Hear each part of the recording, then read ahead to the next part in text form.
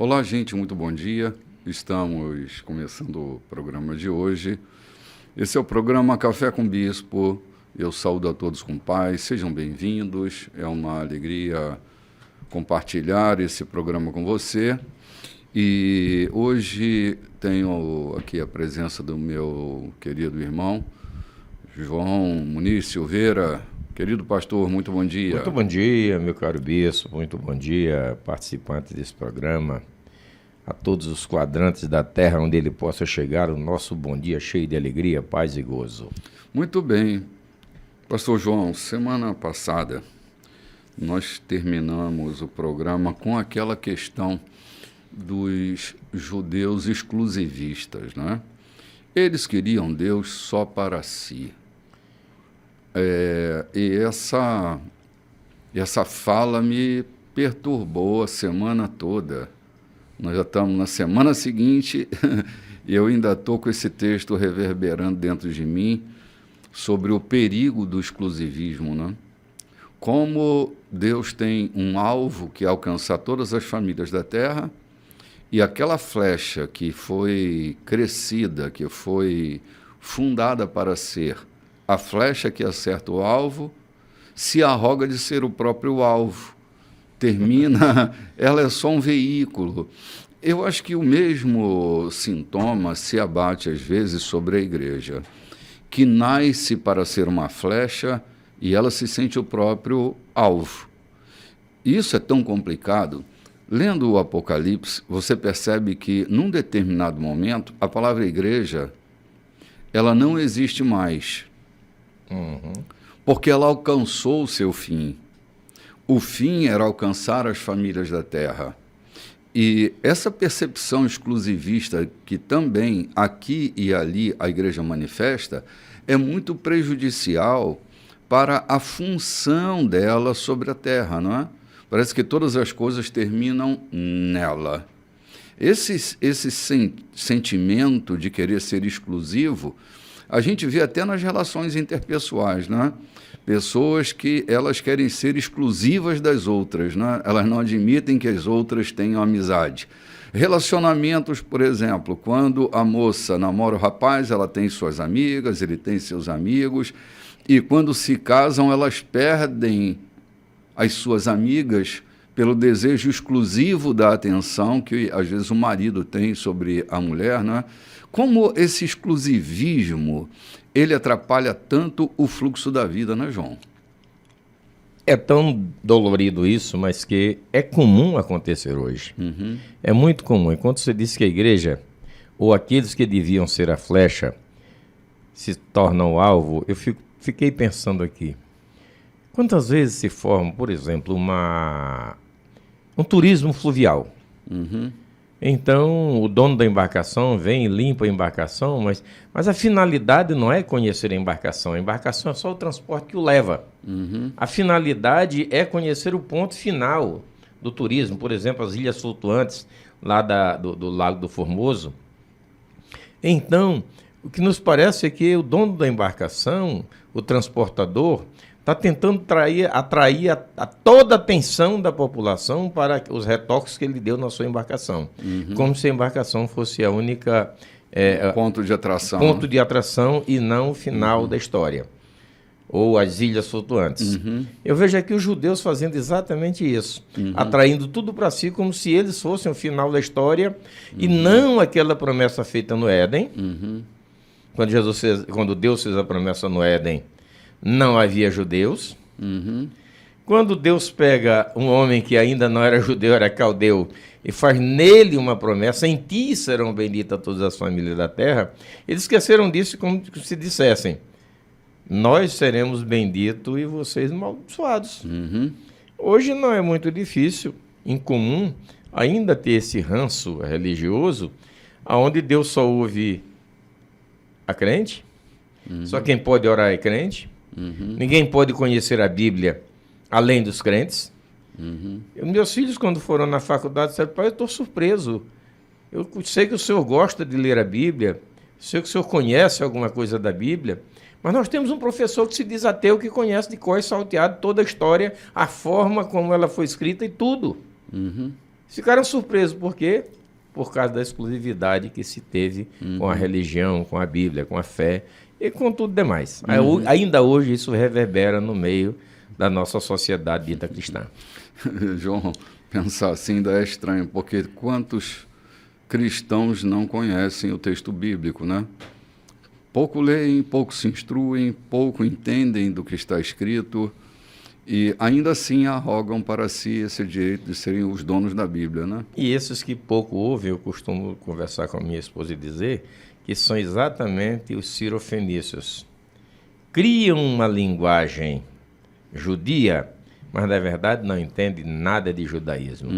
Se alimentam de migalhas que caem da mesa. Sim. Quantas pessoas põem uma Bíblia, me perdoem, meus queridos irmãos, eu não estou querendo fazer uma crítica, mas pensando ou levando você a repensar isso, a Bíblia como uma indumentária da sua fé e não como uma regra de viver por ela. Então pega-se uma Bíblia e mais alguns apetrechos, coloca debaixo do braço e vai para a igreja, para o culto lá, nem abre para ler, ouve apenas o que foi dito da tribuna, que diante da grandiosidade da palavra de Deus, o que cai da tribuna é migalha para alimentar alguém que tem fome e sede de justiça. É pouco. Mas infelizmente acontece. Eu acho legal que num culto as pessoas levem suas Bíblias até para conferir o que o pregador está dizendo, a leitura bíblica que ele faz, mas é um momento que menos a gente vai usar o livro, né? Ele deve ser usado em casa. E aqueles que só usam na igreja usam tão pouco que não conseguem se alimentar, estão desnutridos, né? Então, nossa palavra de ânimo aqui, né, que você tenha uma relação saudável com esse manual de vida, né, tendo sempre o cuidado de usar as lentes de Jesus para fazer a sua leitura, né? Ler Moisés com as lentes de Jesus, ler Paulo com as lentes de Jesus, e assim a gente vai fazer leituras saudáveis para alimentar a alma, né, para fortalecer o espírito, né? Orientar na caminhada, né? Sim, com certeza. A Bíblia, que é esse livro que até receita de bolo tem, né, João? Pois não é? Gente, nós estamos aqui no meio de um discurso de Paulo diante do rei Agripa, e Paulo é quem está levantando essas questões que a gente estava falando ainda agorinha, né? E na leitura que nós fizemos no último programa, nós terminamos no versículo 23 do capítulo 26, né? Capítulo 26, versículo 23 foi onde a gente parou, e eu vou começar agora a fazer a leitura do versículo 24. Minha saudação mais uma vez a todos vocês, e se você tem aí um caderninho de apontamentos, se você tem uma Bíblia que a gente possa ler, então nós vamos lá proceder à leitura. Festo não se conteve e interrompeu o discurso com um grito: Paulo, você está louco? Você leu demais, passou o tempo divagando demais. Volte para o mundo real. Mas Paulo ficou firme.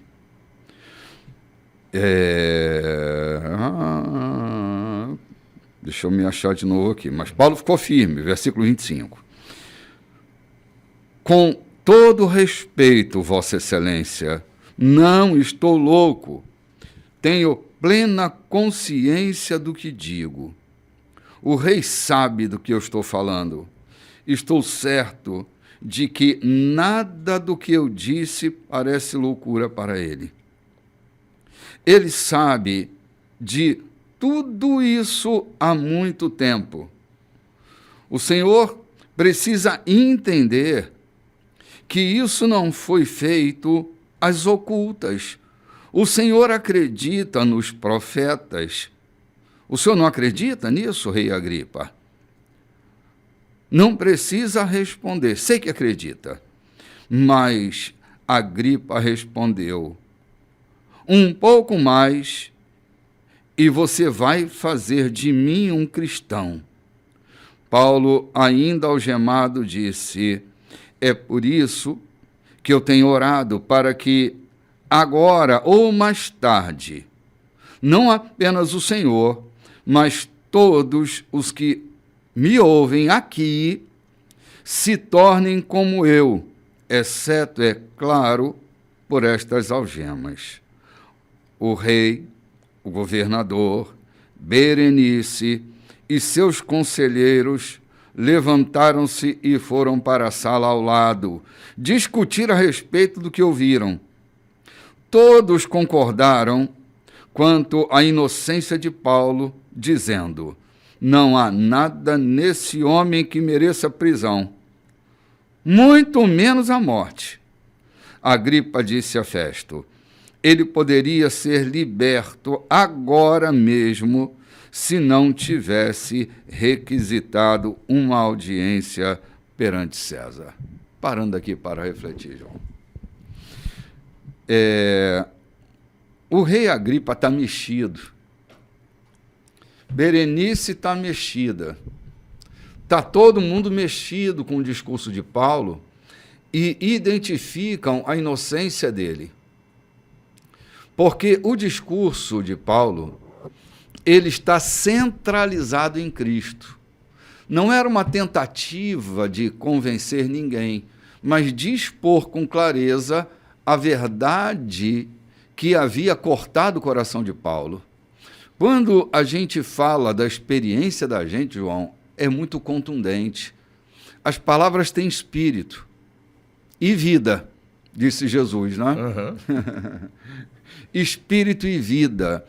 Quando você está falando da sua experiência pessoal com Cristo, então não será um mero discurso, será pedaço da sua vida sendo exposto nessa galeria de palavras.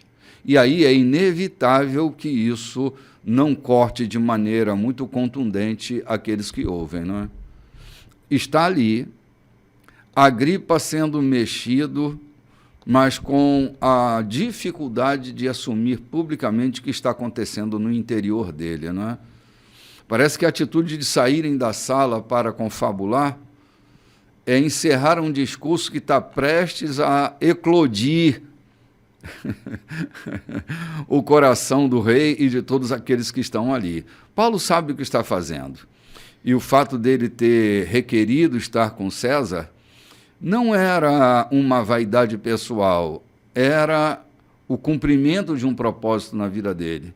Me lembro aqui de toda aquela loucura do Euroaquilão, né? Uhum. Chega já lá no dele, né? Ah, meu Deus do céu. E é essa experiência do Euroaquilão que me leva a crer que quando você está caminhando na direção de um propósito de Deus, ainda que haja grande tempestade e a embarcação que leva você quebre no meio do caminho, que não sobre mais nada, você sempre vai chegar lá. Eu lembro de Simeão, João, quando ele está no templo, já com sua idade avançada, cumprindo um turno que não é seu. Aposentado, né? Não querendo se aposentar, né? Mas legalmente aposentado. Legalmente aposentado, mas não querendo se aposentar, porque ele aguardava o Messias. Ele tinha uma palavra dentro dele. Essa aqui é a chave, né, cara? É ter uma palavra de Deus dentro do seu coração. Até que Maria entra com Jesus e ele diz: agora, Senhor, tu pode despedir em paz o teu servo. Estou pronto para ir embora. Estou pronto para ir embora. Meus olhos viram a salvação de Israel. A relação de um homem com seu propósito, para mim, está diretamente ligado à vida. Penso que a gente não morre até que cumpra o propósito da gente. Quando nós lemos nos capítulos anteriores, nos programas anteriores, Paulo saindo lá de Cesareia, ou só me engano, de Antioquia, quando tentaram impedi-lo de ir a Jerusalém, ele não podia, eles não compreendiam, na verdade, não adiantava mais que se esforçassem. Não conseguiam compreender qual era o propósito de Deus que ele havia encarnado dentro de si, que ele tinha certeza que ia acontecer. Sim. Para acomodá-los, ele disse: não, eu estou pronto não só para viver, mas para morrer ou para testemunhar. Uhum. Agora chega um Paulo diante de um rei e de um governador. E a conversa vai fluindo. E ele percebe, eu já conhecia, que o rei, sendo esposo de uma judia, era muito atento às coisas do reino de Deus. E Paulo não perde a oportunidade para dizer: eu estou falando do que você conhece, eu estou falando do que você sabe, eu tenho certeza que você crê nos profetas, eu tenho certeza que você entende assim, apesar de ser um cidadão romano. Aí quando o Agripa não aguenta, e o que a gente pode presumir é que aquela mensagem, a Bíblia silencia sobre o assunto, mas dentro do coração da gente dá para presumir que Agripa e Berenice se converteram, de fato, se tornaram cristãos. Sim, porque, João, é impossível que a experiência cristã não sacuda interiormente uma pessoa quando ela é autêntica, quando Cristo é o centro. Porque há muitas mensagens bíblicas que não são cristocêntricas, né? Não. Eu posso falar um ano inteiro sobre a Bíblia, posso falar a vida inteira sobre a Bíblia e não colocar Jesus como centro dela. Mesmo entendendo que do Gênesis até o Apocalipse é o Cristo o centro de tudo. Direta ou indiretamente, ele é o centro de tudo.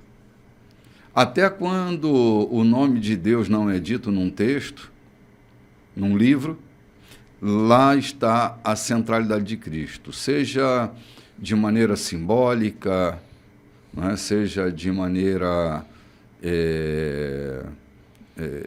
imaginável, mas lá estará ele, de alguma forma.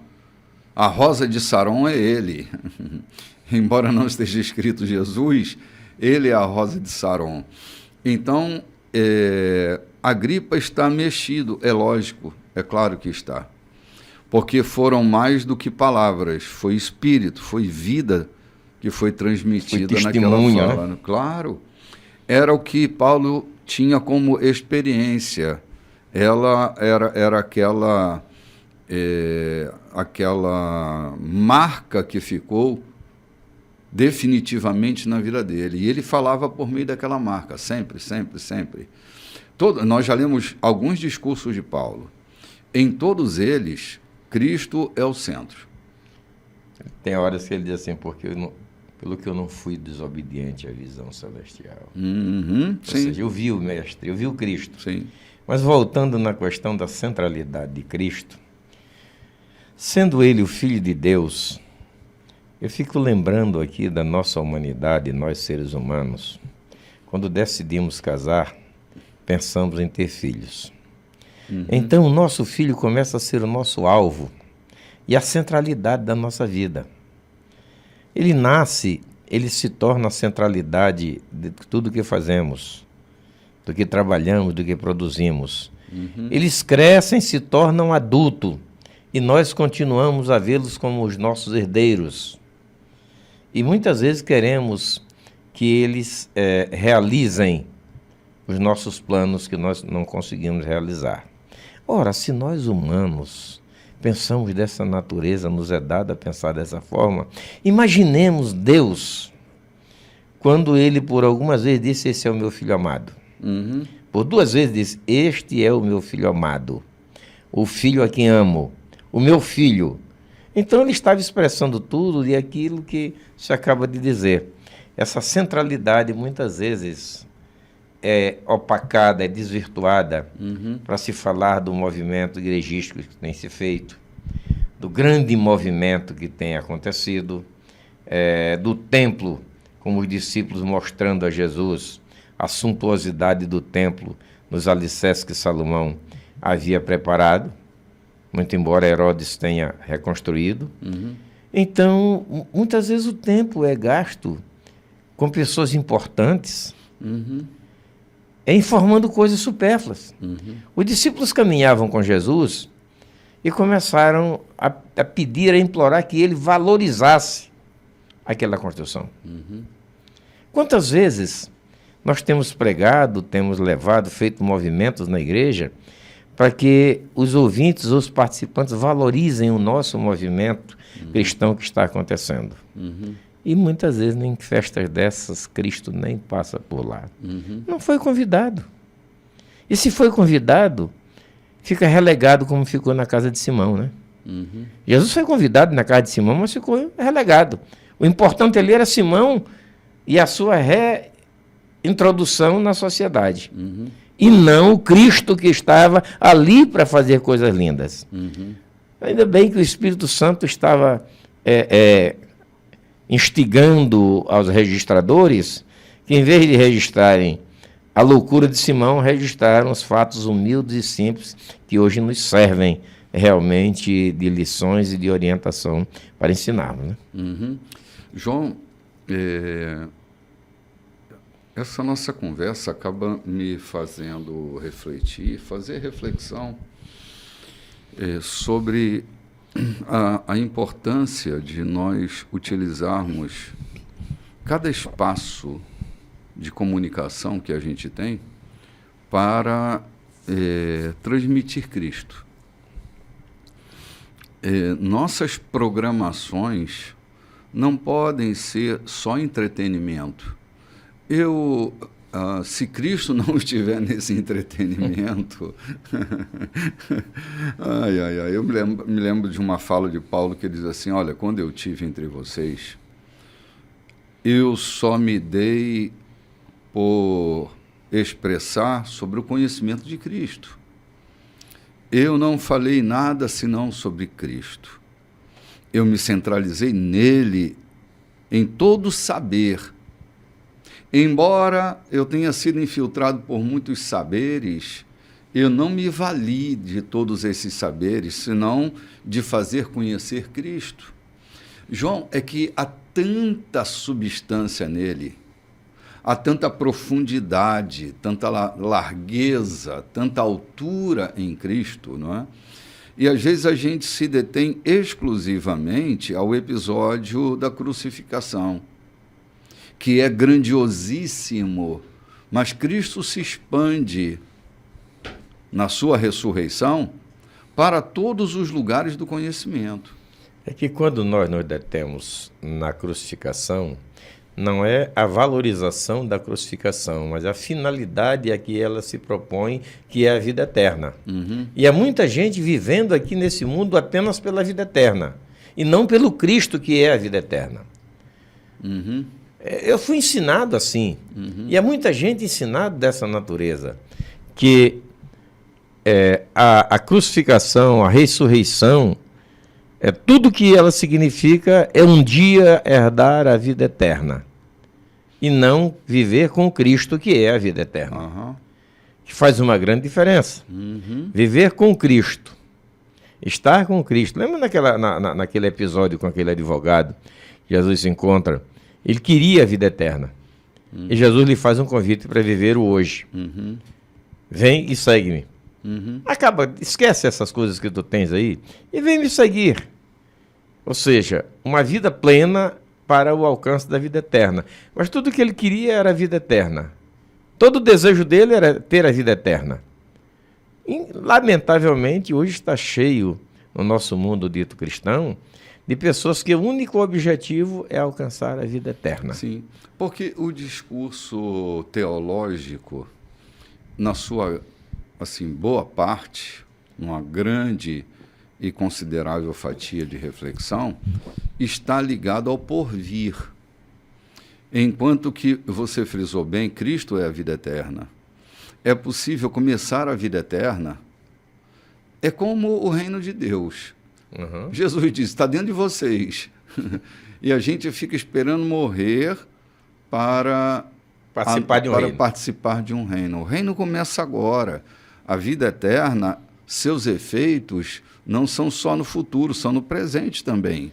Eu creio que eles sejam muito mais fortes no presente do que no futuro. Porque no futuro Jesus Cristo disse, e por fim. E por fim a vida eterna. Ou seja, já lá no final de tudo, mas ele está dizendo que aqui tem 100 vezes tanto, né? Sim, viver a eternidade hoje nos dá tanta leveza. A gente elimina tantos os conflitos, né? A gente fala da morte como uma delícia e a gente vai perdendo esse medo de viver, não é? Porque a gente vai se aprofundando e vê que vida eterna é tudo que a gente, em Cristo, pode estar fazendo hoje, não? Naquela mensagem de domingo passado sobre Jesus vem, os profetas do Apocalipse, os profetas apocalípticos, eles tentam criar um torpor, uma dor sobre a vida eterna, Sim. quando, na verdade, viver a Cristo hoje nos faz entrar na vida eterna com tanta leveza. Venha o que vier, amigo. Eu confio nele. A gente vai ali tomar um cafezinho e volta já já. Tudo bem, gente? Estamos de volta já no capítulo 27 de Atos dos Apóstolos. Volto a recomendar, se você tem uma Bíblia e quer acompanhar nossa leitura, se você tem um caderninho de apontamentos, nós vamos agora fazer a leitura daquele texto que eu me antecipei falando sobre a tempestade do Euroaquilão, né? Mas antes eu gostaria de, você que está chegando agora, lembrar-lhe que hoje é o nosso culto eucarístico. Ah, legal, João. E é um dia muito gostoso para a gente aqui, a gente celebra com tanta perfeito. alegria, especialmente a presença do Cristo e dos que vêm celebrar com a gente. Comer muito dele, gostoso. beber dele. Comer dele, está presente com ele. Então, nós queremos lhe convidar que venha, traga a sua família. Não se preocupe não com esses escrúpulos religiosos de que você não é batizado, que você venha participar dessa festa com a gente. Vai ser no encontro das 18h30. Isso. Então tem tempo de você programar seu dia, almoçar com sua família e se preparar, porque às 18h30 começa o nosso encontro e convidamos você para estar conosco. Será um domingo maravilhoso. Eu tenho me antecipado sempre, porque eu sei que sempre é maravilhoso, não é? A presença dele, a graça que flui, o momento de adoração, tudo. Até curas têm brotado. Sim, com certeza, João. Pessoas têm sido curadas. Umas que a gente ouve o relatório e outras que a gente não sabe, não ouve, mas acontecem. Claro. Do corpo e da alma. Do corpo e da alma. Pois bem, nós vamos aqui embarcando para o capítulo 27. E assim, é triste, mas nós já estamos terminando o livro, né? Falta mais um capítulo. O livro, porque o restante da história é nós que temos que escrever, né? Claro. Terminamos o 28º capítulo. Não sei se hoje, mas nós vamos terminá-lo. E a terminação desse livro, João, é de uma profundidade. Quando eu associo a palavra Atos, eu me lembro, capítulo 28. Que é um dos capítulos, o finalzinho principalmente, quando Paulo está ali preso em Roma, né? Sua fala, mas vamos deixar para comentar na hora certa, mas é um texto excepcional esse capítulo 28. Bom, fazendo a leitura do texto, diz assim: assim que os preparativos para a nossa viagem à Itália ficaram prontos. Deixa eu parar aqui um instantinho. Lembrando o que você falou, João, quem escreve esse livro é Lucas, o médico, né? E ao fazer a leitura, a gente percebe que ele aqui está se incluindo, né? Para a nossa viagem. Ele está dentro. Mais na frente ele vai se incluir de novo, né? Mas parece que Lucas está fazendo essa viagem com Paulo. Ele está acompanhando esse transporte que vai levá-los para a Itália. Então, é bom que a gente, de vez em quando, dê umas pinceladas assim, para que a gente comece a ver o texto como se nós estivéssemos lá, né? Lucas, ele se inclui aqui. Repetindo a leitura. Assim que os preparativos para a nossa viagem à Itália ficaram prontos, Paulo e os outros prisioneiros ficaram sob supervisão de um centurião chamado Júlio.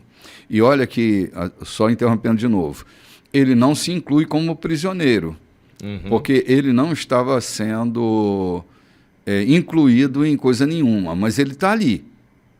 Não era uma viagem onde ele também, Lucas, estava preso. Ele estava ali, porém não preso, ele não tinha motivos para estar preso, né? Parece que o navio não era um navio de prisioneiros, era um navio de passageiros, porque nós vamos encontrar Aristarco também acompanhando. Né? Sim. Júlio, que era membro de uma tropa de elite.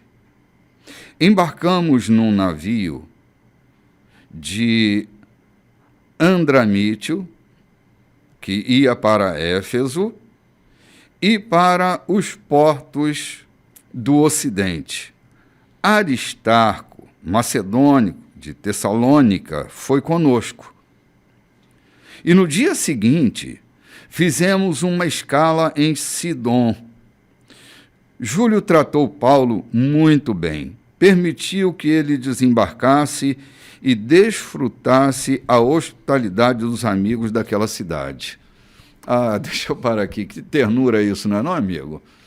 O cara está preso, mas é de tanta confiança que nem o Júlio é capaz de impedir que ele desfrutasse da companhia dos amigos quando aportam. Ele dá a ele a liberdade de ir lá conversar, rir, contar coisas, ouvir as notícias. E ele tem certeza que Paulo não vai fugir, não vai escapulir. Bispo, eu já falei disso ontem, à mesa na casa das minhas filhas. Estava almoçando e falando disso.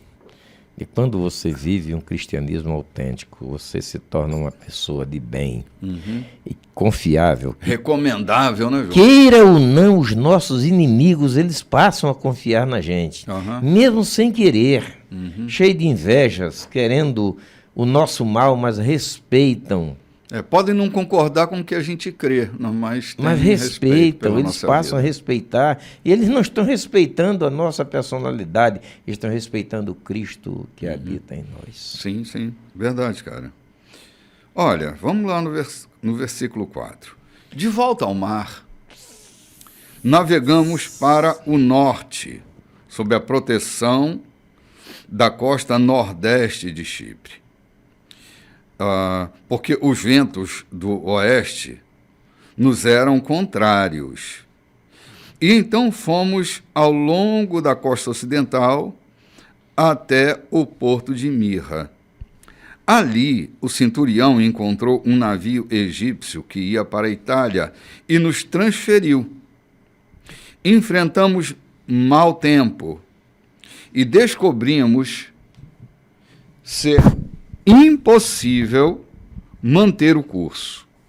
Depois de muita dificuldade, finalmente chegamos à costa sul da ilha de Creta e atracamos em Bons Portos, ok? Que era o nome, Bons Portos. A essa altura, havíamos perdido bastante tempo. Já era começo do outono, e dali em diante o clima seria tempestuoso, perigoso demais para a navegação. Paulo advertiu: a única coisa que consigo ver adiante é um desastre. Para a carga e para o navio, sem falar em nós mesmos, se navegarmos agora. Imagina, cara, ele orientando, ele instruindo, levando sensatez até aquele cara que conhecia bem os ventos, que conhecia bem o mar, que conhecia bem a dificuldade, mas ele adverte. Chegou o outono, os ventos tempestuosos são sempre constantes neste lugar e vai ser um perigo. O que eu vejo é uma tragédia. Uma paradinha bem aqui para ver uma coisa. O que Paulo entendia de mar? Paulo entendia dos vernáculos, Paulo entendia de leis, de etc. Entendia de tenda. De tenda. Mas lá, ele escreve lá aos Coríntios, dizendo que o Espírito de Deus que habita em nós nos faz prescrutar os segredos de Deus. O Espírito que Deus nos deu nos faz prescrutar os segredos de Deus, ou seja, antecipados. Os segredos de Deus são antecipados àqueles que possuem o seu Espírito. Paulo não entendia de mar, Paulo não estava falando por conhecer a carta náutica.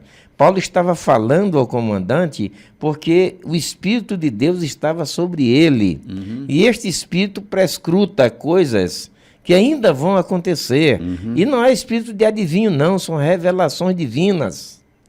E o que a gente pode ver, um dos milagres acontecendo na vida de Paulo, e esse é um grande milagre, porque se atreve a falar a um comandante, que era um náutico, que conhecia todas as cartas náuticas, e provavelmente estavam chegando ao mês de agosto, que são o mês dos ventos tempestuosos, e Paulo se atreve a chegar ao comandante e dizer: há perigo para frente se a gente sair daqui agora.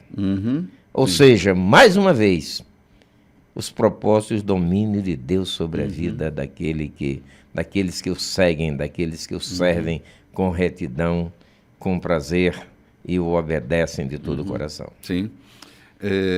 João, apesar do nome daquele porto ser Bons Portos, não era um lugar muito confortável. Olha o que diz aqui o versículo 12. Mas aquele não era o melhor porto para passar o inverno. Fênix, poucas milhas adiante, era o mais apropriado. O centurião não deu atenção ao conselho de Paulo e permitiu que o capitão do navio e o proprietário da carga o convencessem a tentar chegar ao porto seguinte. Eram interesses outros, né? Por que eles estão discutindo ali essa questão? Porque havia interesse econômico. Era muito mais econômico que qualquer um outro. Sim, o proprietário, porque assim, era um navio que não transportava só gente. Havia um transporte de carga, era comércio. Estar num porto significava, eu não sei que tipo de carga bem eles levavam, mas imagine se fosse alguma carga perecível. Imagina o tempo, o contrato podia ser rompido, o contrato podia ser caducado. Então, eles decidem, não, cara, não vamos perder dinheiro, vamos lá. Expondo a vida por causa do dinheiro, né? Sem contar que cada dia parado, eram mais de 100 prisioneiros, né? Cada dia parado ia consumindo o orçamento que o Júlio tinha nas mãos para manter aqueles presos. Ou seja, passar o inverno, a temporada, 1 mês, 2 meses, só em um porto, significava prejuízo financeiro. E a ganância e o desejo de não perder, de não ter gastos, é muito comum na vida dos comerciantes. É muito comum na vida do ser humano. Então, poupar dinheiro, muitas vezes tem se visto que se torna muito mais desejável do que propriamente poupar vidas. Sim, sim, com certeza. Porque assim, cara, quando a gente está com uma percepção obstinada, qualquer coisa é sinal para a gente continuar caminhando no caminho da obstinação. O que vai acontecer agora, depois dessa discussão, é que vem um ventinho fresco. E ele diz, olha, não tem perigo nenhum. Eles não imaginam, o inesperado, João, sempre vai estar ali. Então, a gente precisa estar mensurando sempre o risco, como você falou. Cara, entre cargas e pessoas, né, entre perder algum dinheiro e perder pessoas, perder inclusive sua própria vida, porque o cara estava lá na embarcação, o dono da carga. Né? O centurião está lá dentro também, mas estão obstinados. Eles não estão ponderando, não estão sendo racionais. Eles estão com aquela obstinação. Ou em poupar o orçamento de manter aqueles presos, ou da negociação das cargas que lá estavam. Eles querem dar celeridade a essa viagem. Até porque, como o texto disse, o porto não era um lugar muito seguro para passar o inverno. Aí eles veem um sinal.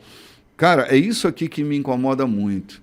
Quando a gente está com o coração obstinado, a gente fica vendo sinal onde não tem sinal. A gente fabrica sinal para se apoiar de que está tudo bem na decisão louca que a gente vai fazer, né?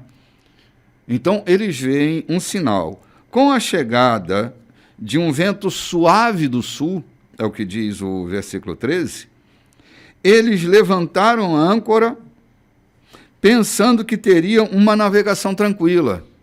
Era o que eles queriam acreditar. Mas tão logo se lançaram no mar, começou a soprar um vento forte, o perigoso vento do Nordeste. O navio ficou sem controle, como uma folha na tempestade. Imagina essa cena. Passamos rente a uma pequena ilha chamada Clauda. Conseguimos preparar um bote salva-vidas e puxar as velas. Mas o barco, ou um banco de areia, nos impediram de chegar mais perto. Só conseguimos evitá-los, porque arriamos as âncoras. No dia seguinte, mais uma vez, em alto mar, e castigados pela tempestade, lançamos a carga no mar. Perderam de qualquer jeito. No terceiro dia, os marinheiros aliviaram ainda mais o navio. Dessa vez, livraram-se das provisões e dos equipamentos. Ficamos muitos dias sem ver o sol e as estrelas. O vento e as ondas batiam no navio sem piedade e perdemos a esperança de resgate. Vamos dar uma paradinha aqui, mano? Aquilo que eles estavam protegendo, agora se perde. Se perde a carga, o suprimento, os equipamentos, tudo por causa de uma visão obstinada. Homens que decidiram não obedecer à orientação de Deus. Que coisa, João. Que coisa. Olha quanto tempo eles passaram sem ver o sol e as estrelas.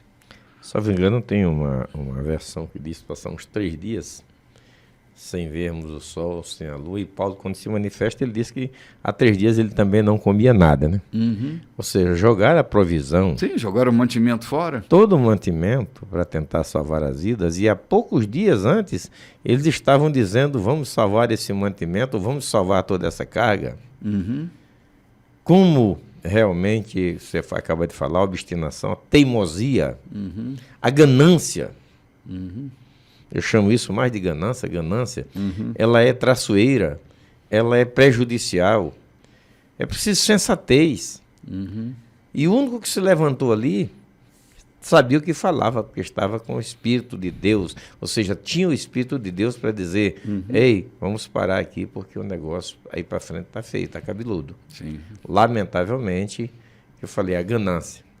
Quem foi os que forçaram para ir à frente? O dono da carga. Não sei, nem quero dizer que ele tenha prometido alguma coisa para o comandante, mas... Devem ter acertado algum detalhe. Acertado algum detalhe, para que a carga chegasse a tempo. É lamentável, a ganância do ser humano sempre desemboca nisso. João, eu passei 1 hora aproximadamente no meio de uma tempestade dentro de uma traineira. Já foi desesperador?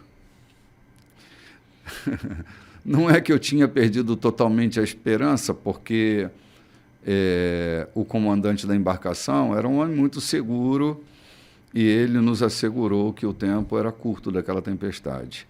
Mas foi 1 hora de tempestade. Passar 3 dias. É que bate nos nervos, a gente é humano.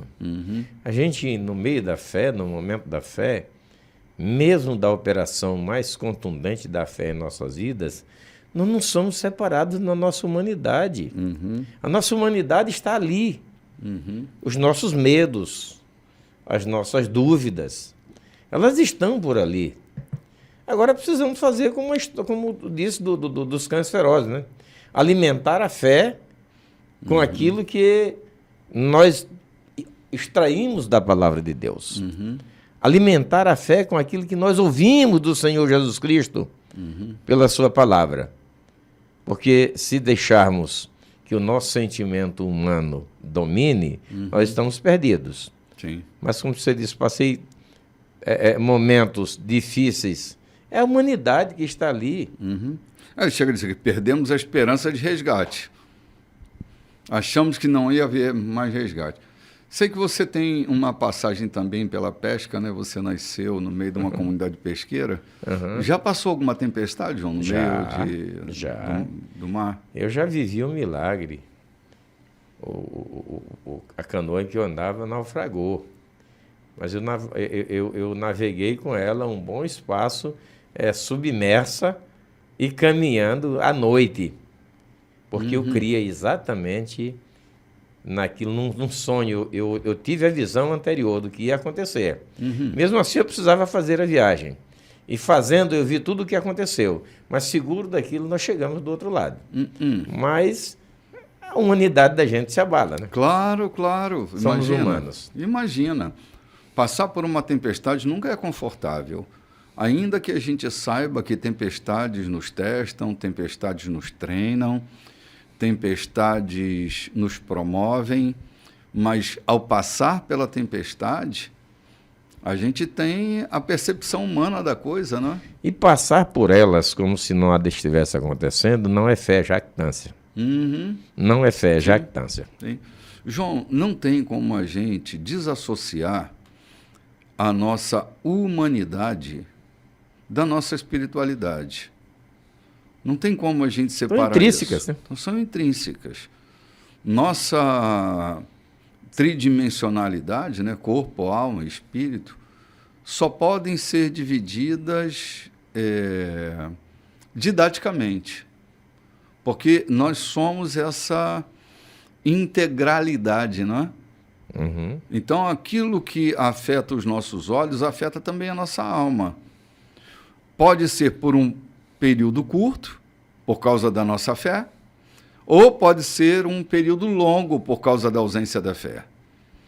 A fé ajuda-nos a manter o equilíbrio no meio dessa tempestade, porque a fé, ela trabalha positivamente dentro da gente, gerando esperança, gerando confiança. Segurança do que vai acontecer. Do que certeza do que vai acontecer, na verdade. Então, assim, estar numa tempestade sem fé é quase que um suicídio, né? A gente vai encontrar Paulo falando disso aqui, com lindam as palavras lindas, né? Logo adiante, né? Sim. Na continuidade do naufrágio. Sim, verdade.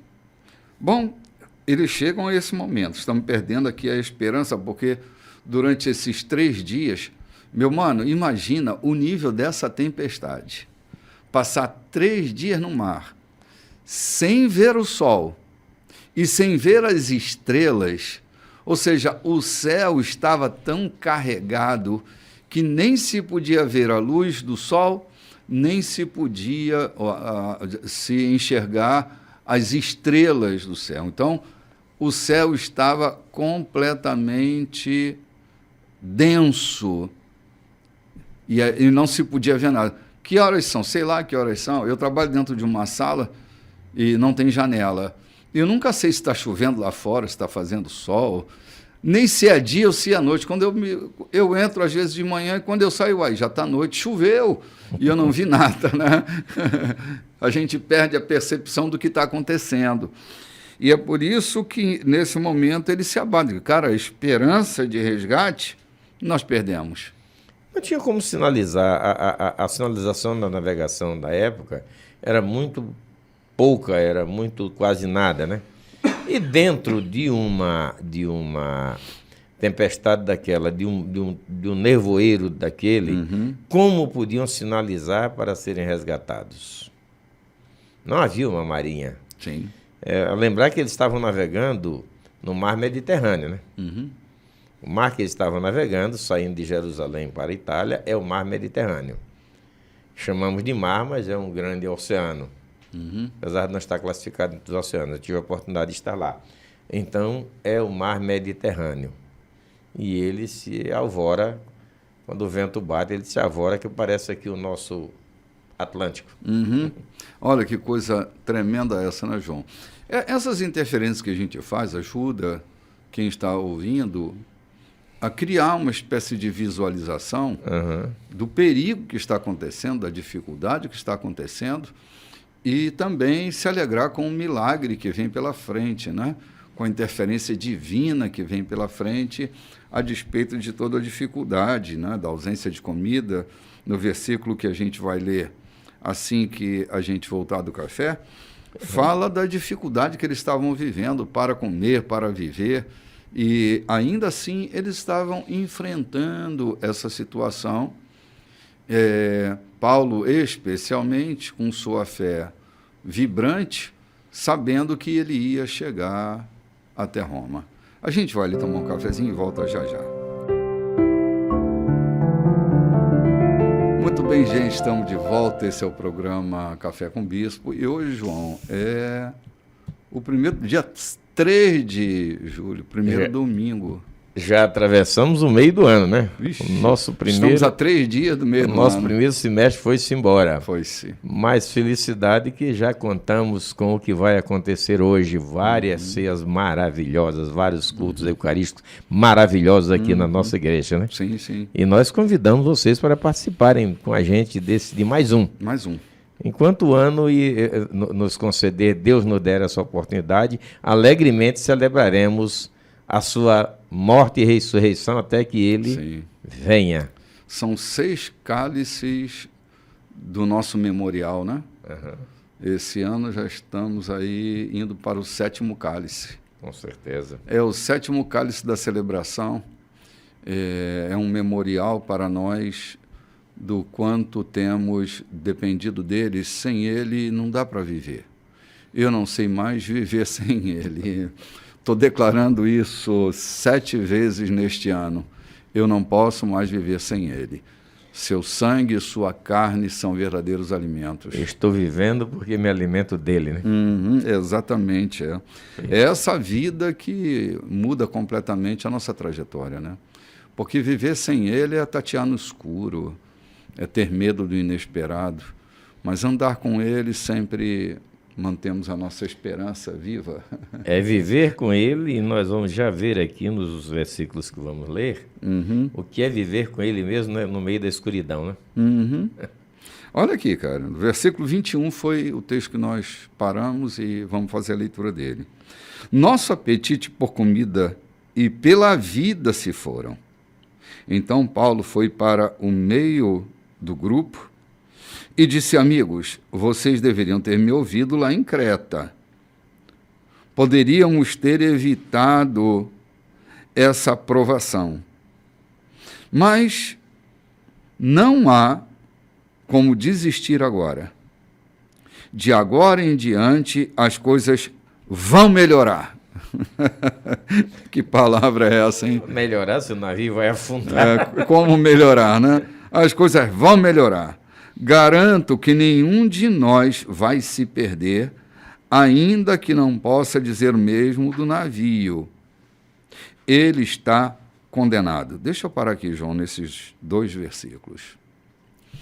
Meu irmão, é isso que eu tenho dito. A experiência cristã é uma experiência de todo dia, de toda hora. Não é um fanatismo, é um relacionamento. Paulo não abre a sua boca no meio do grupo para dizer: a partir de agora as coisas vão melhorar, vocês não vão se perder. A gente não pode falar a mesma coisa do navio, porque a carga já tinha ido embora, o mantimento já tinha ido embora, a fome já tinha ido embora, a esperança de viver já tinha ido embora. E é nesse momento, eu vou até marcar esse texto aqui nessa minha Bíblia nova, aqui na velha já está marcada. Nesse momento se levanta um homem que tem direção para a sua vida, para dizer: por causa da minha presença aqui, vocês estão seguros. Eu tenho que chegar a Roma, vocês estão comigo, logo vocês não vão se perder. Tenham esperança, as coisas vão melhorar. Dizer isso no meio de uma tempestade daquele tamanho, 3 dias de tremenda escuridão, sem ver o brilho do sol, sem ver a presença das estrelas, Se levantar no meio desse grupo para dizer, a partir de agora as coisas vão melhorar, é loucura ou é profecia. Quando Paulo diz, por causa de mim, eu vou criar um apêndicezinho aqui, porque a gente já viu coisas. Por causa de José, o Egito não foi atingido com a fome, pelo contrário, foi Salvador. Porque havia alguém que estava lá dentro. Deus havia posto alguém ali dentro exatamente para mudar aquela situação.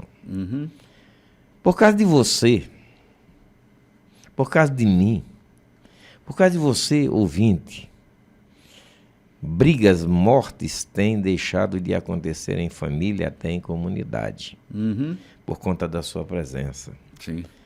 Por conta do Cristo que há na sua vida.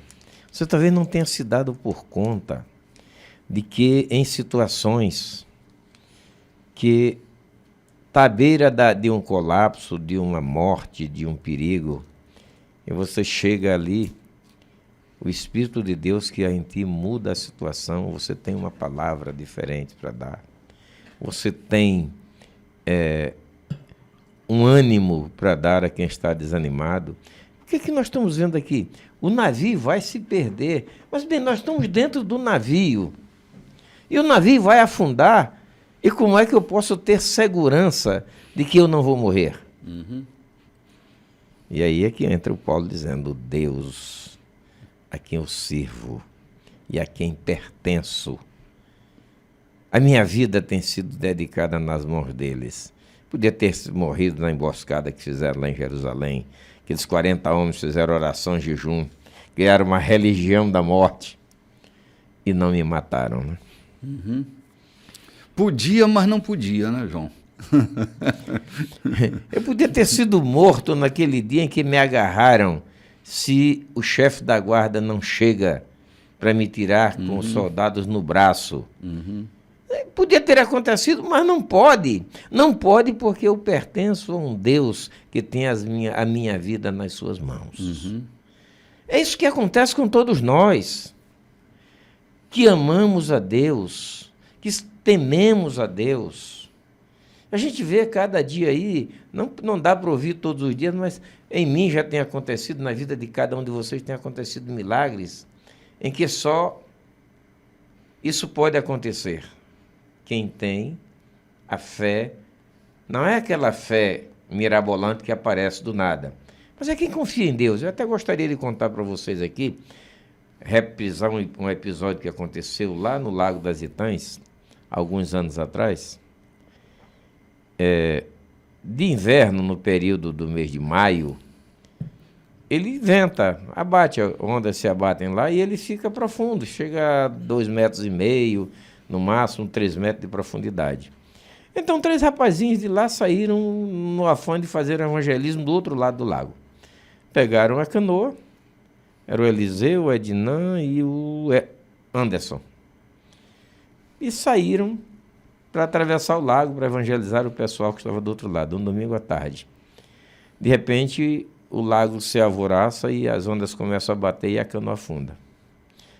A canoa afunda e jogou eles para dentro do lago, saiu cada um para um lado.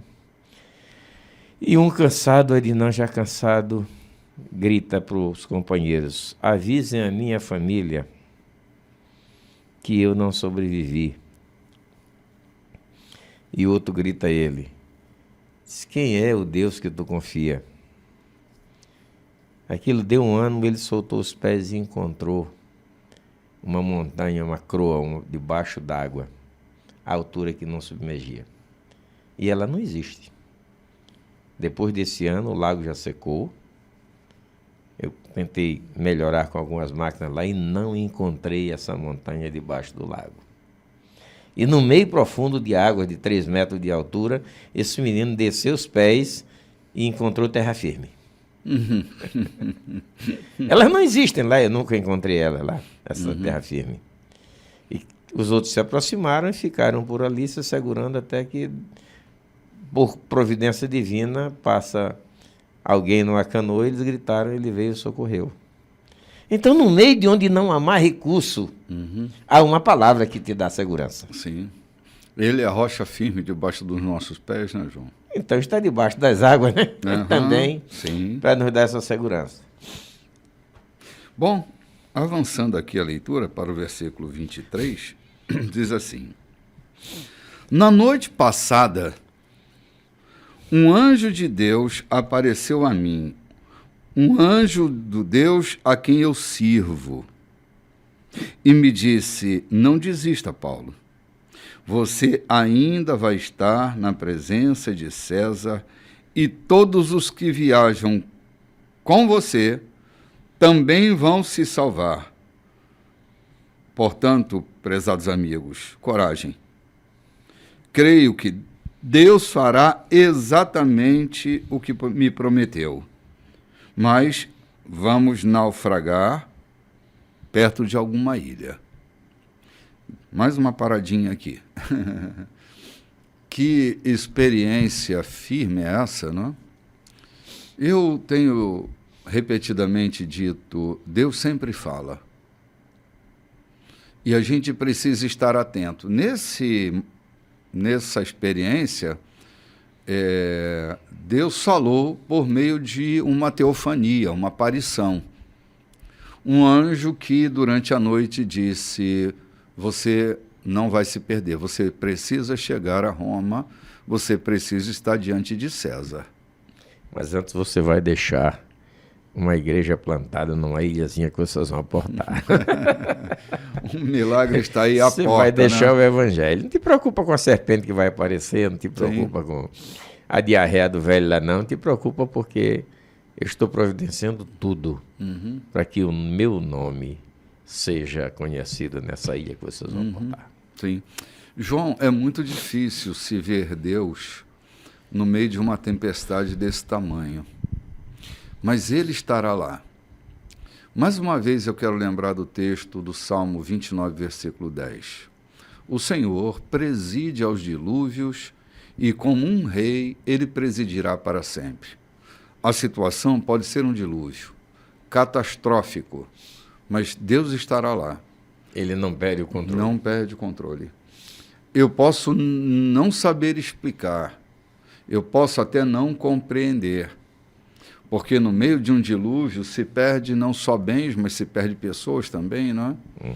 Mas Ele estará lá, presente, reinando, entronizado, no meio dessa situação difícil. Coragem ou encorajamento brota dessa percepção de ver Deus em tudo. Essa é a grande beleza que o Evangelho produz dentro de nós.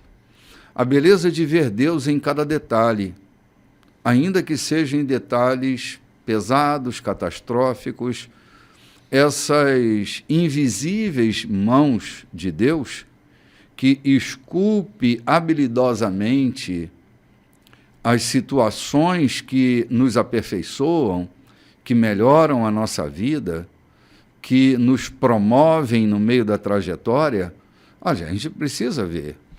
E não só nas grandes tempestades, mas simples. Eu tenho uma experiência dentro da minha casa, tão simples que me emociona. Todas as vezes que a minha esposa decide fazer comida, ela mesma, está ali na cozinha, de repente, ela ouve, ela tem sentimento, aumenta a comida. E ela começa a sorrir, a cantar e aumenta a comida. Quando vai pondo na mesa, chega 10, 15 amigos. Chega a tropa. A tropa, que vem de amigos, às vezes são pessoas que vêm com problemas de saúde do interior, e chegam, ou seja, enquanto ela está fazendo a comida, ela é avisada de que deve aumentar a comida.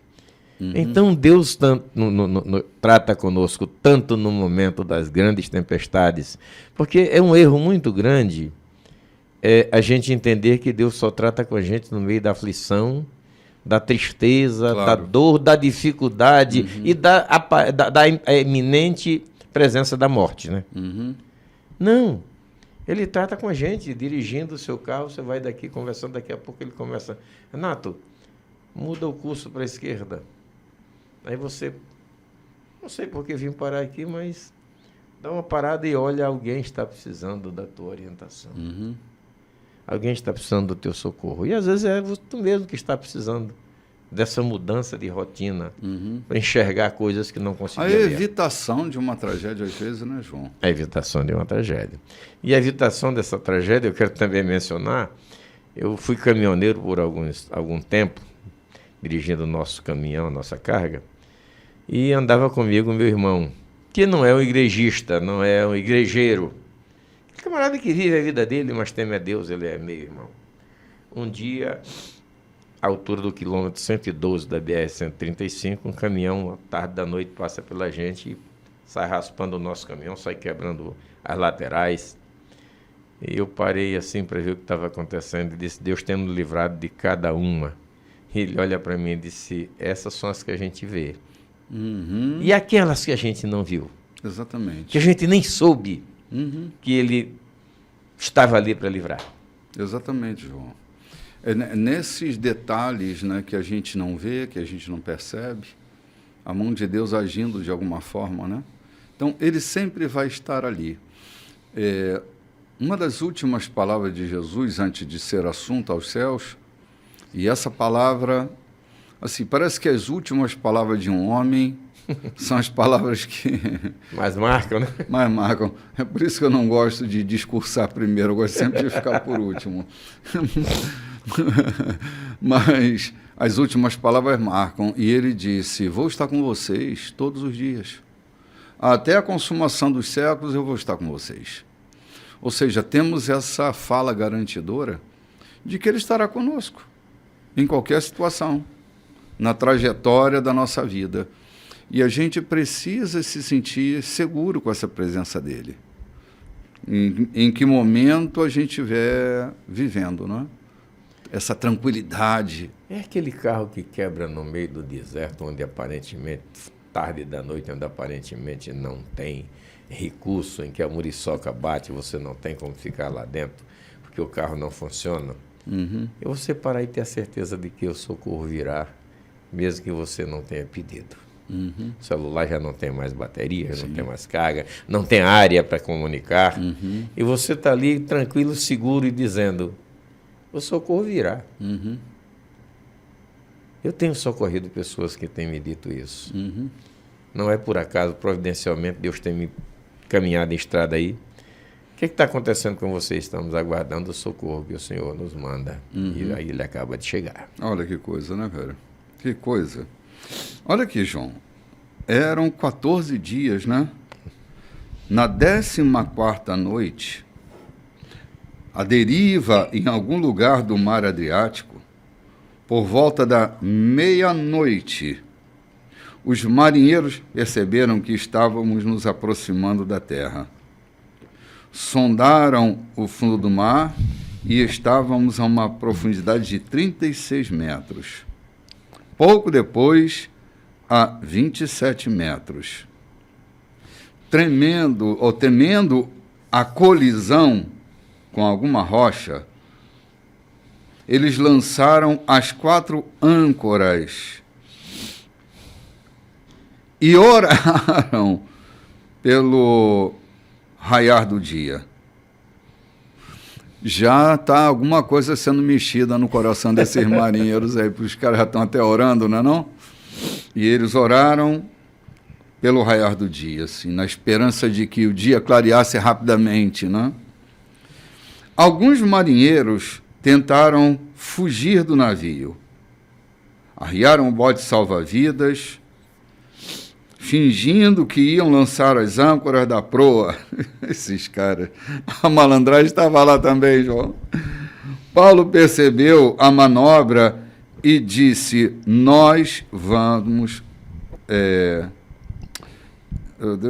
E disse ao centurião e aos seus soldados, se esses marinheiros não ficarem no navio, todos vamos naufragar. Então os soldados cortaram as cordas do bote salva-vidas e o deixaram cair no mar. Perto do amanhecer, Paulo reuniu a tripulação. Bom, ponto aqui, João. Paulo já está espiritualmente no comando do barco, né? O que ele fala, os caras já estão atendendo, os marinheiros já estão até orando, né? Já estão ali intercedendo, pedindo a Deus que o dia raiasse, os malandros vão fugir. Paulo diz, olha, esses caras estão fazendo uma manobra aí, e se eles fugirem daqui, nós vamos nos perder. E rapidamente a corda dos botes é rompida e os caras não podem fugir, né? Perto do amanhecer, Paulo reuniu tripulação e passageiros e propôs de jejum. Este é o 14º dia em que estamos sem comida. Nenhum de nós comeu nada, mas insisto em que comam alguma coisa agora. Vocês vão precisar de força para o resgate que está adiante de nós. Garanto que vocês sairão dessa sem nenhum arranhão. Ele partiu o pão, deu graças a Deus e o distribuiu, e todos comeram animados. 276 pessoas. Acho até que houve uma multiplicação de pães aqui, não é não? João, o mistério está bem aqui, ó. Partiu o pão, deu graças a Deus e o distribuiu. Olha, Paulo não estava lá naquela montanha, naquela desértica, com Jesus, mas ele conhecia a história. Sim. Ele sabia que Olha, era possível. conhecia a história de Elias, que come um pão e anda 40 dias. Pois é. Era um carboidrato celeste que deu energia a eles, né? Comam esse pão e vocês vão ter energia. É esse pão misterioso. Estou querendo mistificar nada aqui não, mas, cara, é esse pão misterioso, João, que o corpo de Cristo precisa representar para nós. Comer de sua carne é comer do pão misterioso, do pão que dá vida. Posso parar para contar uma coisa, um segredo que eu nunca revelei? Pode, irmão. Vamos ouvir esse seu segredo aqui. Agora já será... Não é meu segredo. Tá. É um segredo da igreja. Sim. Quando estávamos na tenda, Aham. as tendas bem instaladas, Aham. estavam distribuindo a ceia, era um culto de ceia.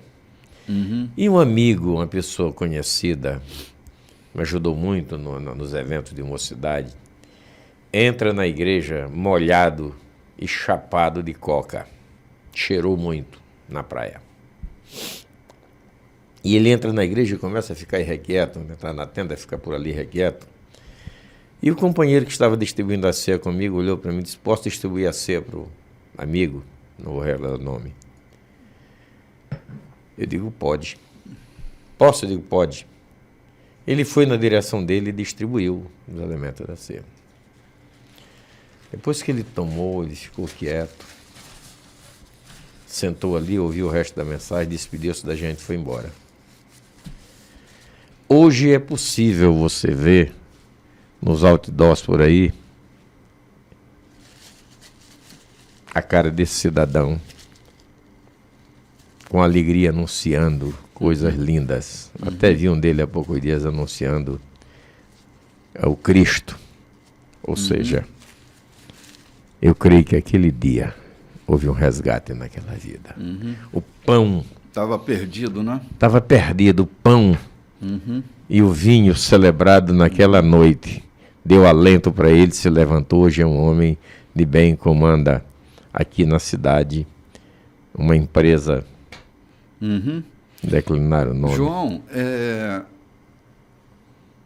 é fora da explicação do padrão ético, mas comer de Cristo gera uma explosão de energia na vida da gente.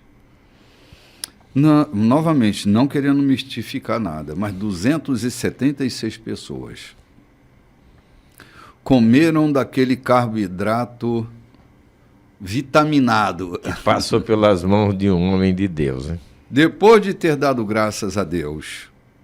Bom, depois da refeição, terminando só a leitura do texto aqui, depois da refeição, estando todos satisfeitos, o navio foi aliviado de seu peso mais uma vez, agora de carga de grãos. Ao raiar o dia, ninguém reconheceu o lugar, mas estavam numa baía com uma bela praia. Decidimos a levar o navio para a praia, cortaram as âncoras, voltaram o leme e seguiram o vento. Mas não deu certo. Ainda longe, batemos num recife e o navio começou a se partir.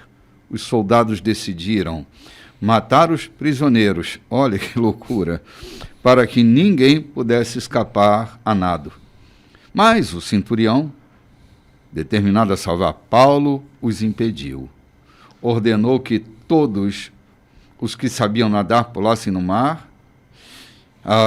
Os que não sabiam deveriam se agarrar a alguma prancha e todos conseguiram chegar à praia. Vamos ali tomar um cafezinho e voltamos já já para terminar essa narrativa. Muito bem, minha gente, estamos de volta e esse é o derradeiro capítulo, capítulo 4 da nossa programação de hoje. João, antes da gente fazer o comentário da leitura que a gente fez, depois de Paulo ter partido o pão e alimentar 276 pessoas, queremos mais uma vez lembrar que hoje nós estamos celebrando a grande mesa do Senhor. Vamos estar diante do corpo e do sangue de Cristo, numa experiência de fé, de rompimento com aquilo que vemos, acessando aquilo que não vemos, o corpo e o sangue. Vamos entrar pelo pão e pelo vinho, mas vamos chegar ao corpo e ao sangue, numa experiência única, singular, pertencente a cada um. Eu posso garantir a você que esse encontro será tão profundo, quão profundo cada um de nós formos dentro da ambiência desse culto. Eu cá já estou vibrando, porque para mim é um momento gostoso. Sim. A celebração da ceia de Cristo para mim é um momento muito gostoso. Não é o formato com que se faz, não, é o participar. Para mim, é o participar, é o sabor, é o gostoso de participar, é ver a alegria de cada um participando,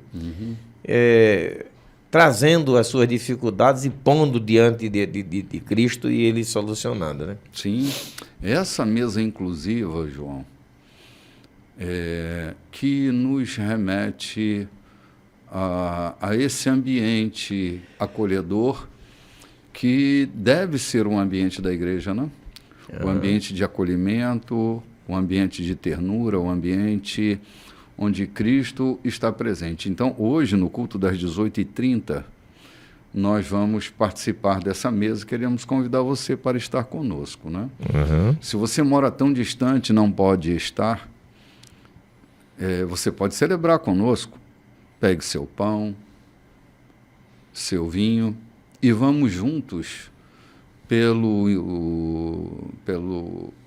YouTube, né, Diogo? Pelo YouTube, no canal Igreja da Colheita, participar juntos. Mas se você mora perto, eu quero animar você a estar presencialmente aqui.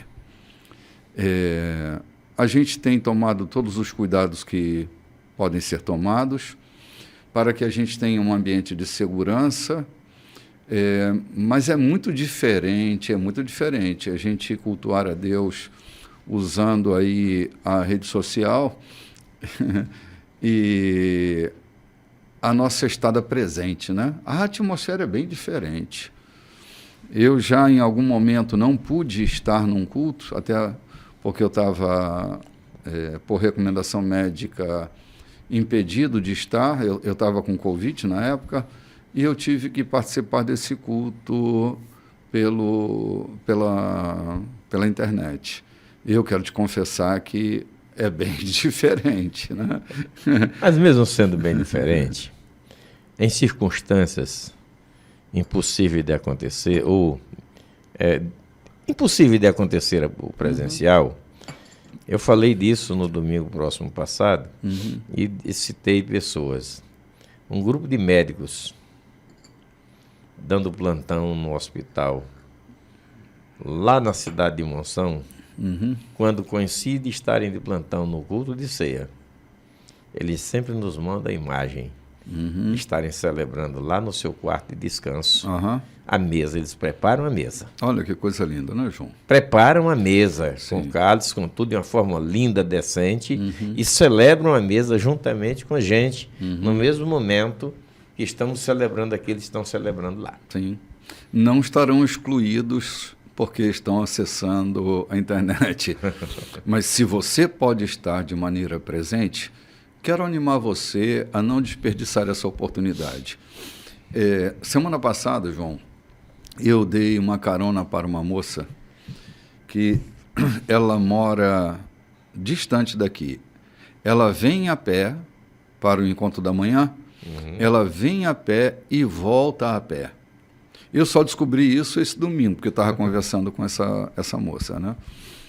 E quando terminou o encontro da manhã, estava caindo uma chuvarada. Eu disse, vou dar uma carona para você não ter que voltar na chuva. Ela disse, eu ia enfrentar essa chuva, ia chegar toda molhada em casa. Eu pensei, meu Deus do céu, o esforço que essa moça faz é grande, João. Para vocês que moram aqui em São Luís, a gente está bem aqui no Recanto dos Vinhais e ela mora bem próximo do cemitério Dos Vinhais. dos Vinhais. Não é pertinho. Não. É uma canelada, né? Tem uma ladeira imensa para subir? Tem, e ela sobe essa ladeira bem aqui em frente, né? Eu digo, meu Deus do céu. Se ninguém dá valor, essa moça dá todo o valor ao que está acontecendo, né? Então, eu fico imaginando, meu Deus do céu, quantas pessoas têm oportunidade e evitam por qualquer coisinha, né? Então, são essas pessoas que podem estar aqui que eu quero animar a estar conosco nesse domingo às 18h30, né? E também lembrando, já que a gente está chegando aqui ao final do nosso programa, que todas as terças-feiras, João, nós temos uma live que acontece no Instagram da igreja. E o endereço para você que está ouvindo é o @Igreja da Colheita. É uma live que a gente tem chamado de No Divã da Graça, justamente para atender esses que não podem estar presentes. Quando chegou a pandemia, nós passamos a fazê-lo de forma remota, e continuamos com essa programação remota. Então, no Divã não é um encontro ao vivo. Eu faço normalmente do lugar onde eu estou, seja na minha sala, seja em algum outro ambiente. Eu faço às 19 horas pontualmente. Eu fico ali cronometrando para que às 19 horas, né, em ponto, eu clico o botão de ao vivo e a gente começa essa live toda terça-feira. E toda quinta-feira, a partir das 19h30, também no mesmo endereço do Instagram. E agora, esse encontro de quinta-feira também está sendo presencial e, da mesma forma, você é convidado para vir orar conosco, né?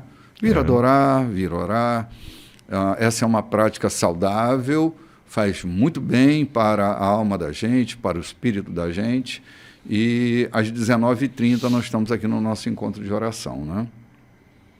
Então, essa é a nossa programação durante a semana e eu quero estendê-la a todos vocês que estão nos ouvindo.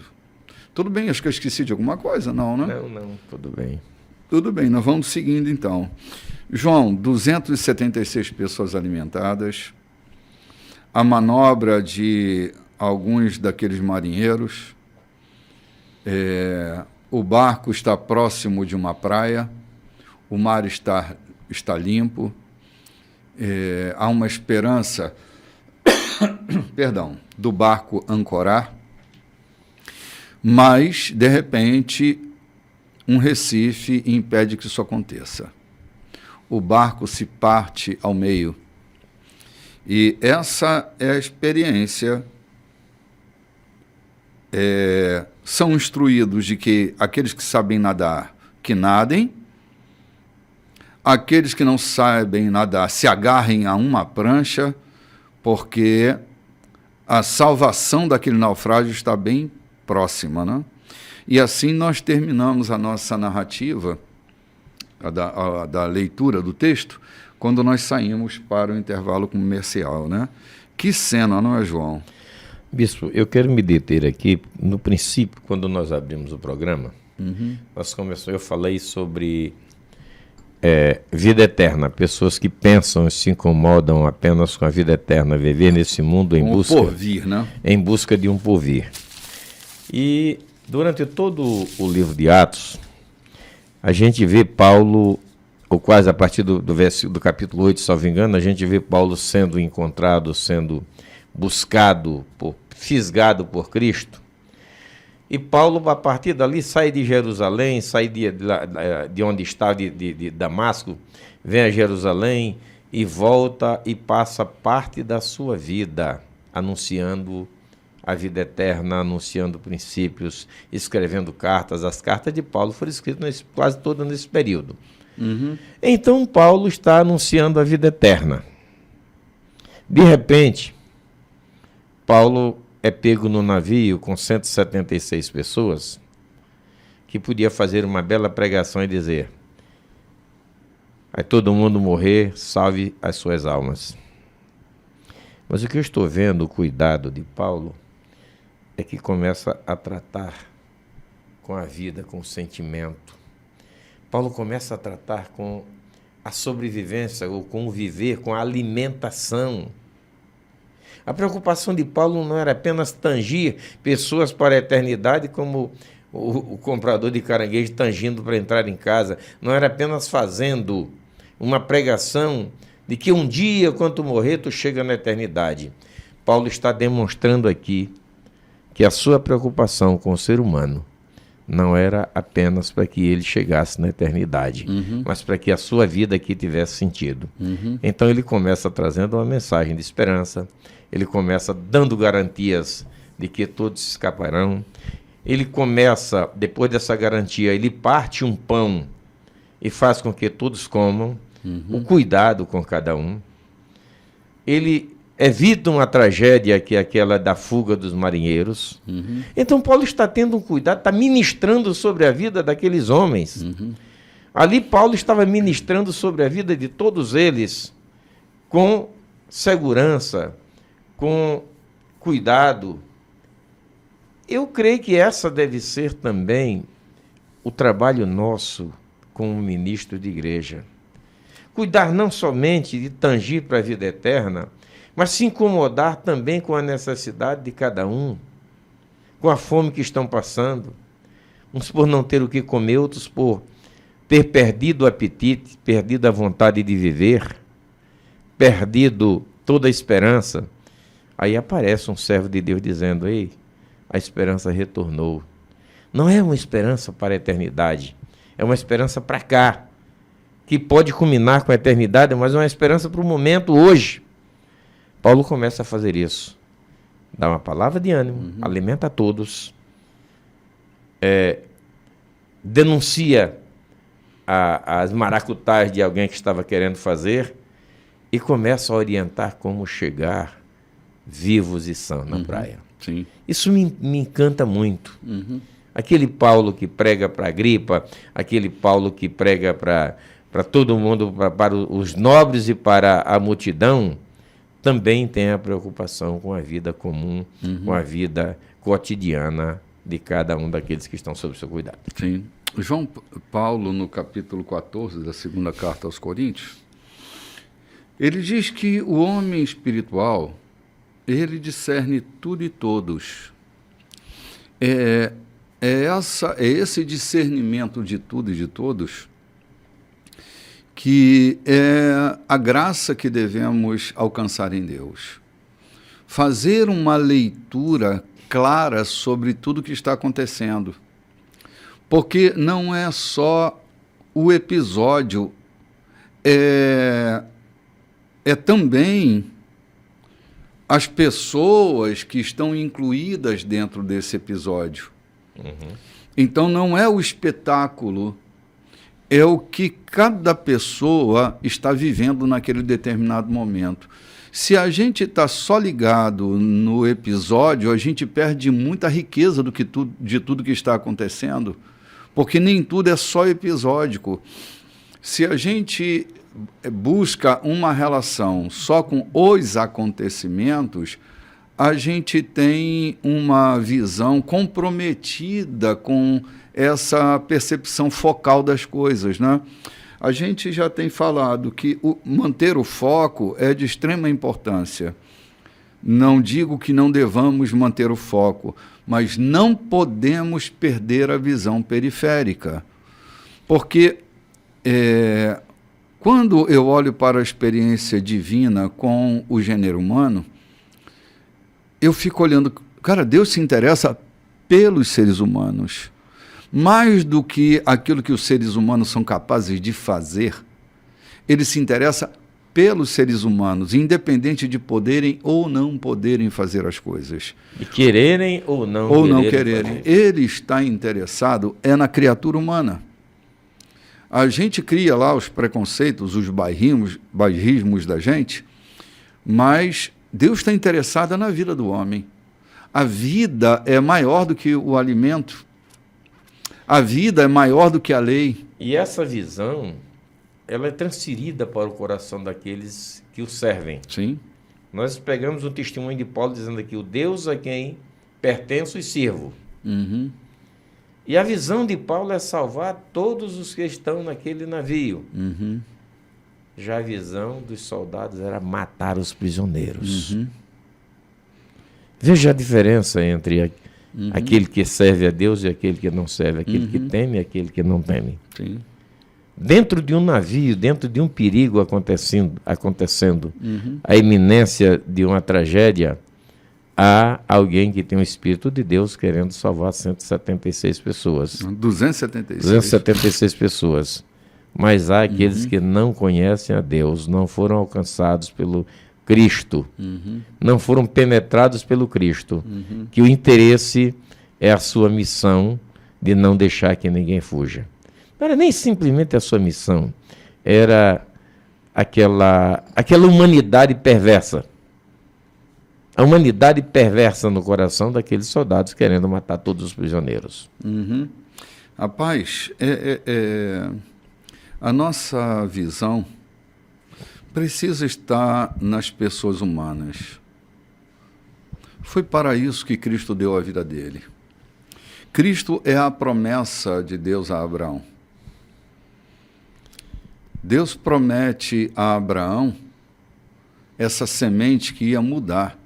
Na verdade, se a gente der marcha ré, a gente vai ao Gênesis capítulo 3, versículo 15, que o descendente da mulher esmagaria a cabeça da serpente, embora ficasse com o calcanhar ferido. Essa promessa é a primeira promessa dita por Deus, né? Foi representada lá na morte do animal para vestir Abraão, né? Para Adão. Adão. Mas a primeira promessa dita por Deus, ali no Gênesis capítulo 3, versículo 15, era para o resgate da humanidade. O resgate do ser humano. Bispo, eu às vezes me limito, eu me seguro, mas no exercício da minha profissão, muitas vezes eu deixei de cumprir a lei por misericórdia de um ser humano. Felicidade, a lei nunca me pegou por isso. Entrei e saí, estou, graças a Deus, ileso, mas em muitas oportunidades, entre cumprir a lei e beneficiar alguém, eu preferi olhar para o ser humano. E Deus me deu graça, entrei e saí ileso de todas essas coisas. Então, Quem tem o Espírito de Deus no coração vê o ser humano primeiro. Não é um perversor da lei. Não deve ser. Mas o ser humano precisa estar em primeiro lugar. Não é sair soltando bandidos por conta de ser um ser humano. Mas é entender que há momentos em que, entre a lei e o indivíduo, a lei e o indivíduo tem mais valor. Sim. Jesus fala isso lá naquele espigal que seus discípulos estão colhendo para comerem no dia de sábado, né? E Jesus diz, cara, a vida é maior do que o alimento. O sábado foi feito para o homem, não o homem para o sábado. Aí Jesus traz para dentro da conversa a experiência de Davi, lá no templo de Abiatar, né? Sacerdote Abiatar. Quando os soldados famintos morrendo. E haviam mais batalhas para acontecer, Davi estava livrando o povo de Israel dos inimigos. Agora, por conta de uma lei, ele ia interromper a batalha. Sim, e os soldados estão morrendo. O texto diz que eles estavam morrendo. A energia estava se esvaindo. Ele entra lá no templo de Abiatar, vai à mesa dos pães da propiciação, que só o sacerdote podia ir, né? Tira de lá o pão e dá aos soldados, e eles comem, e eles vivem, mais e uma ele vez não é punido, né? Mais uma vez um pão revigorador, né? Sim. E ele não é punido por Deus por causa disso. É isso que Jesus traz para a reflexão naquele dia, arguído pelos fariseus, não é? Que a vida é mais importante do que a lei. Para alguns, a lei é mais importante que a vida. Não, ela só existe porque existe a vida. Ela existe para preservar e para proteger a vida. Quando não existir mais vida, não existe lei. Sim, claro. Não vai existir lei.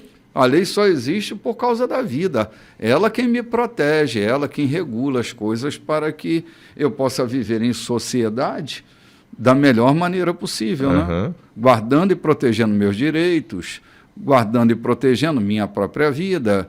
Então, a gente não pode inverter a ordem de importância. Ou seja, os soldados estavam querendo matar não sei quantos prisioneiros simplesmente para cumprir uma obrigação, uma lei. Ou seja, o que é mais importante, a lei ou a vida? Exatamente, o que é mais importante. Aí entra o Espírito de Deus na vida de um Paulo e diz, ei, para aí, assim não. Ele já tinha ganhado confiança do comandante, ninguém será morto aqui. Sim. João, nós estamos aqui à porta do último capítulo do livro, capítulo 28, que vamos preservá-lo de entrar hoje, mas semana que vem, cenas do último capítulo. Sempre um pico de audiência grande, né? Quando a novela vai para o último capítulo, né? Então, nós esperamos que você convide seus amigos, porque esse capítulo é um dos capítulos mais interessantes. Olha, se bobear, a gente não termina ele no próximo programa. Mas, vamos lá, porque tem muitos detalhes, né? É um capítulo de muitos detalhes, e detalhes super preciosos que a gente não vai... E que não é um arremate da história.